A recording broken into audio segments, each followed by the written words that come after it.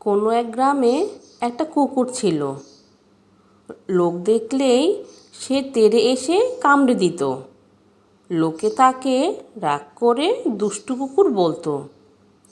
ওই কুকুরটাকে নিয়ে তার মনিব হিমশিম খেত। পাড়া প্রতিবেশী কম বেশি সকলেই এই খ্যাপা কুকুরটির সম্বন্ধে অভিযোগ করত। আজ একে কামড়ে দিচ্ছে, কাল ওকে দৌড়িয়ে ডোবায় ফেলছে, কখন কোথায় কাকে। এই খ্যাপা আর বদরাগী কুকুরটা কামড়াবে সেই ভয়েই সবাই তটস্থ হয়ে থাকত। এসব দেখে মনিবটি তার কুকুরটার গলায় একটা ঘণ্টা বেঁধে দিয়েছিল, যাতে সে কাছাকাছি আসলে জেনে লোকেরা সাবধান হতে পারে। এদিকে এই ঘণ্টা গলায় পেয়ে কুকুরটার খুব গর্ব হলো। সে অনেক লোককে এটা দেখাবে আর বাজনা শোনাবে বলে একদিন ওখানকার বাজারের মধ্যে গিয়ে হাজির হলো। খুব অহংকার হয়েছিল তার।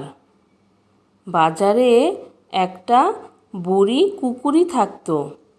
সে এই কুকুরটাকে দেখেই বলে উঠল, "কি গো, গলায় ঘণ্টা দেখাতে বেরিয়েছো আর বাজনা শোনাতে এসেছো? তা এটা তোমার সৎস্বভাবের পুরস্কার না।